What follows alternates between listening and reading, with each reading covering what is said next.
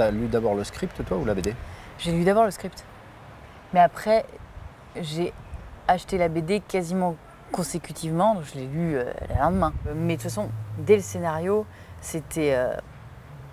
je savais que j'allais accepter tout ça. C'est-à-dire que j'avais envie de retrouver un film où il y avait un film qui peut parler à tous les âges, où chacun a sa lecture, et où le scénario et les personnages sont suffisamment généreux et suffisamment humains pour que cet esprit de famille, de film du dimanche soir, où tu vas tous ensemble dans une salle, ou après, quand ça passera à la télé, tu peux le regarder tous ensemble. Il y a quelque chose de fédérateur, moi, dans le cinéma familial, qui me plaît comme spectatrice et qui me plaît énormément en tant que comédienne quand je peux en faire partie. Et dans ton œuvre initiale, c'est-à-dire la bande dessinée et après dans le scénario, il y a cette humanité, les gens qui sont comme ils peuvent et on en rit. Et surtout, tu n'essayes pas, et dans le dessin c'est pareil, mais vous n'essayez pas de rendre les gens mieux que ce qu'ils sont. Vous dites, bah, les gens sont vraiment pas parfaits.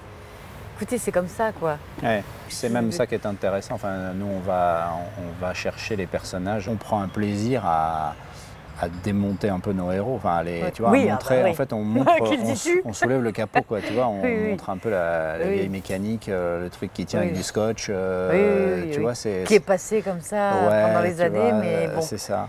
Et tout ce qui peut. Au détecteur à métaux, c'est parce que ça passe, quoi. Justement, le fait à la lecture, quand tu vois voilà, que tu vas devoir jouer une femme très enceinte, c'était une question ou pas? Ou tu t'es jamais... Alors là, mais vraiment, c'était... Parce que tu as vu que c'est pas légion quand même, c'est pas un rôle... C'est pas anodin dans le cinéma.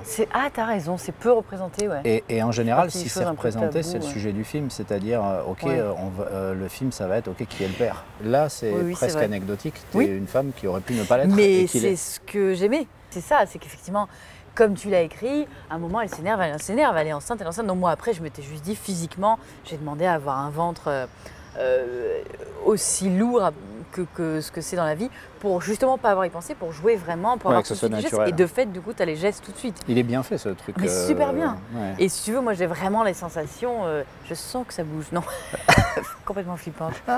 Oh mon Dieu, qu'est-ce que c'est?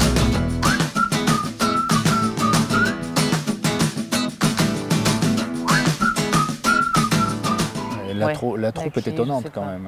Hein. Donc, non mais sincèrement, moi je me dis, mais les tournages d'après, c'est quand même pas... C'était quand même un bordel heureux, quoi. Ouais. Mais même, moi je me dis sur ce tournage, là je vais me coucher tôt.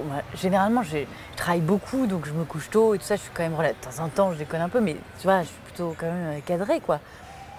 Et là, mais tous les soirs, il bouffait après Pierre et Eddy, il râlait quand j'avais pas mangé avec eux. Ouais, ils sont assez inarrêtables les deux. En fait, ils ne se sont pas tirés vers le haut les deux. J'ai bien donné. Hein. Ouais. Ah non, c'était beaucoup moins sage et calme qu'on pouvait l'imaginer. Qu'avec des jeunes.